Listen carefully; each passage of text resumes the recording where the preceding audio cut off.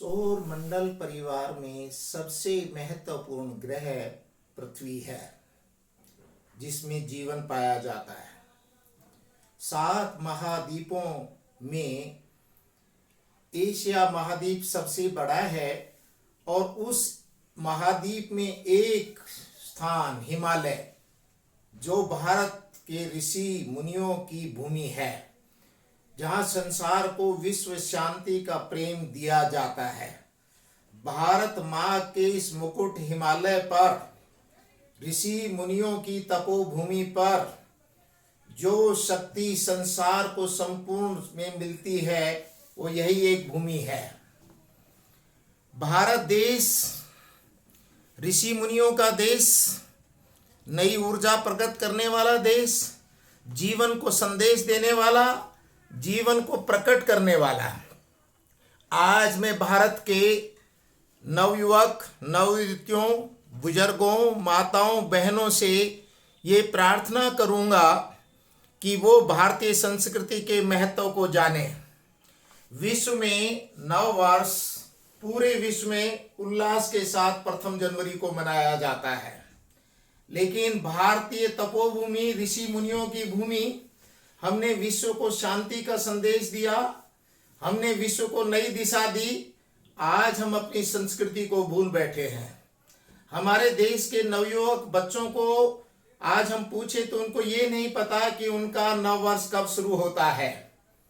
आज मैं भारत देश के नवयुवकों से ये कहना चाहूंगा कि वो अपनी संस्कृति के महत्व को पहचाने। हमारा नव वर्ष, भारतीय नव वर्ष का शुभारंभ चैत्र शुक्ल 1 को होता है। इसका सबसे बड़ा महत्वपूर्ण, आप ध्यान दीजिए, जो आपको बिल्कुल नहीं मालूम है, भारतवर्ष में प्रचलित सभी सत्संकरों का प्रथम दिवस है। इस तिथि को ब्रह्मा जी ने सृष्टि का निर्माण आरंभ किया था। इस दिन चैत्र नवरात्रों का शुभारंभ होता है। भगवान श्री राम का राज्याभिषेक इसी दिन हुआ था।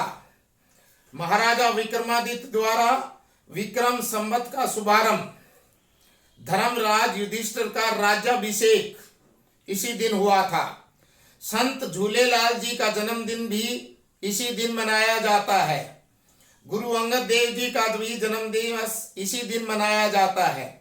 आर्य समाज की स्थापना भी इसी दिन को हुई थी और डॉक्टर केशवराव बलिराम हेडगेवार का जन्म दिवस है। यह भारतीय संस्कृति का परिचय है। विश्वविद्यालयों में, स्कूलों में, कॉलेजों में मैं शिक्षक बंधुओं से निवेदन करूंगा कि वे भारतीय संस्कृति से बच्चों को सरोबार कराएं। उनमें नई ऊर्जा का संचारित करने का कार्य चाणक्य ही करता है। आपको मालूम हो कि द्वितीय विश्व युद्ध, जिसमें इंग्लैंड की पताका, जिसमें कभी सूर्य अस्त नहीं होता था, वो इंग्लैंड के एटन और हैरो विश्वविद्यालय में दी गई थी। आज मैं भारतीय विश्वविद्यालयों से ये बात कहना चाहूंगा, आप अपनी संस्कृति को विश्व के अंदर उस स्थान पर ले जाएं और बच्चों को प्रेरित करें कि हमारी संस्कृति विश्व की सबसे बड़ी धरोहर है और हमें उसे प्रज्वलित करना है और आज के जीवन के महत्व को बताना है।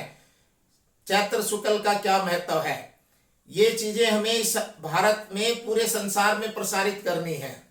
हम दूसरी संस्कृतियों को आत्मसात करते हैं, दूसरी संस्कृतियों का सम्मान करते हैं, उनके सभी नववर्षों का सम्मान करते हैं, लेकिन हमें अपने चैरिटी बिगन्स एट होम, खुशहाली अपने घर से शुरू होती है। हमें अपनी संस्कृति को प्रज्वलित करना है, संस्कृति से संस्कारों को प्रज्वलित करना है और संस्कारों से प्रज्वलित कर करके हमें नए भारत का 2021 से नए निर्माण की ओर ले जाना है।